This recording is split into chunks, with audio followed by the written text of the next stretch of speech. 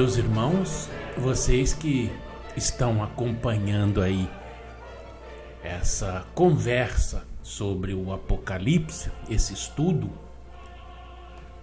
não pensem que eu esqueci, porque eu não esqueci não, viu? Aquela pergunta sobre os 7 trovões que aparecem lá no capítulo 10 do Apocalipse de Jesus. Recentemente, eles apareceram no mundo, de acordo aí com a previsão deste capítulo. E vocês já os identificaram? Já estiveram na presença desses, ou de um desses 7 trovões? Estou aguardando ainda o comentário de vocês, tá? Bom, mas seguindo com o nosso estudo, Deus está sempre cuidando para que seus filhos se voltem para Ele, como se pode ver no versículo 12 do capítulo 11 do Apocalipse, no qual uma voz vinda do céu chama para lá as 2 testemunhas e elas obedecem. Na mesma hora ocorre um terremoto. Terremoto que não é somente o abalo sísmico, mas também um terremoto nas almas, ao ponto de as deixarem aterrorizadas para darem glória ao Deus do céu. Não é isso que geralmente acontece? Até certo ponto da vida, as pessoas fazem tudo para degenerar. Se ouvem as palavras de advertência do Evangelho e do Apocalipse, não dão bola. Não se preocupam, julgam que aquele que fala desses assuntos não tem moral para tratar deles. Até fazem muita festa e criam piadinhas quando uma notícia surge na mídia que denigre a imagem desses pregadores, pastores, padres, médiuns que trabalham para o Cristo anunciando a sua palavra. Leiam aí o que diz o versículo 10 do capítulo 11 do Apocalipse. Mas quando a desgraça vem em suas vidas, quando a doença surge, quando a dor toma conta dos seus corpos, aí se lembram de Deus, se lembram de Jesus para pedir ajuda, se lembram de pedir muitas orações a todos aqueles que foram achincalhados por elas. Fazem-se santas que nem os consagrados santos são tão santos assim. Claro que algumas realmente se arrependem, mas a maioria faz teatro, pensando que conseguem enganar a Deus, enganar a Jesus, enganar aos espíritos do Senhor. Pobres criaturas. E você pode até pensar que isso nada tem a ver com Apocalipse, né? Tem sim.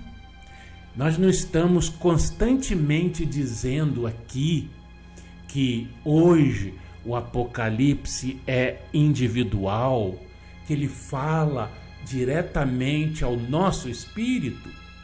Então, além de ver toda a parte histórica, profética, que nós temos visto, as palavras dos intérpretes, estamos também falando do Apocalipse que fala pessoalmente conosco.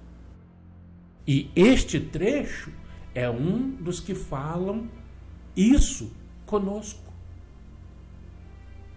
Para que nós criemos vergonha na cara e paremos de pensar ou desejar, ou querer, ou imaginar que vamos enganar a Deus, que vamos enganar o Cristo, que vamos enganar os espíritos que compõem essa falange do Espírito Santo, porque não vamos, né? Fazer lágrimas de crocodilo, para não falar jacaré, né? Para não associarem aí a outra coisa. Porque não vamos enganar não. São Paulo já dizia, de Deus não se zomba, aquilo que o homem semear, isso mesmo terá de colher. Então vamos semear coisas boas, atos bons, atitudes boas, porque o Apocalipse também diz que a cada um será dado de acordo com as suas obras.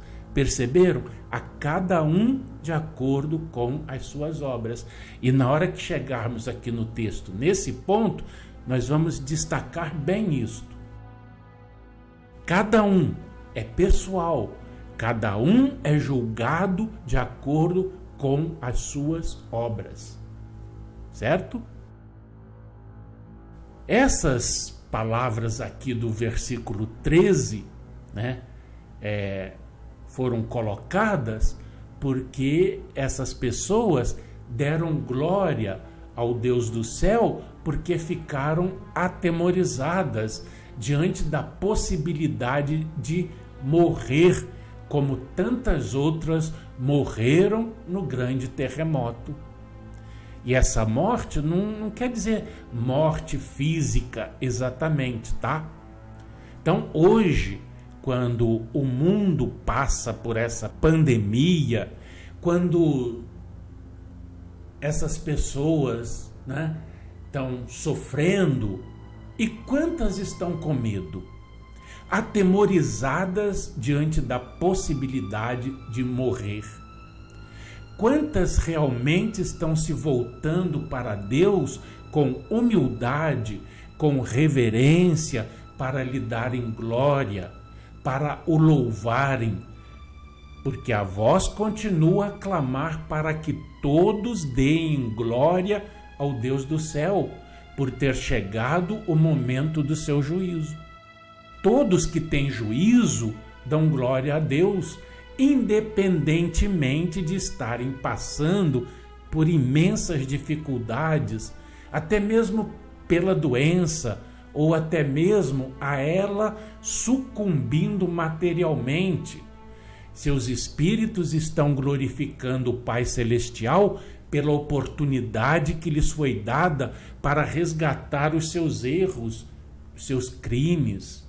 E é isso que nos mostra o Apocalipse. E breve Jesus estará de volta, conforme o anúncio do versículo 7º do capítulo 1.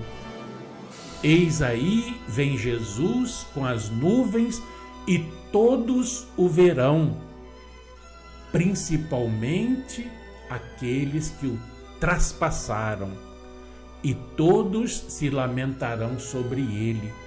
Mas não é só aqueles que o traspassaram naquela ocasião, com os cravos lá, com a lança, com a coroa de espinho. Não é só aqueles, não.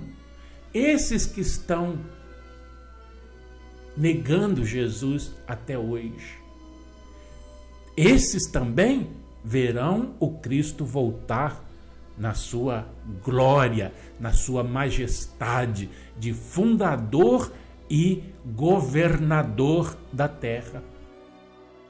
Então, voltemo-nos para Deus, prestando atenção à mensagem do Cristo no seu Evangelho e no seu Apocalipse, pois, como anuncia o versículo 14 do capítulo 11, o segundo ai passou, mas sem demora vem o terceiro ai. O que é esse terceiro ai? Será a 7ª trombeta que vai tocar no próximo programa? É o que nós veremos. Até lá, e aquele fraternal abraço.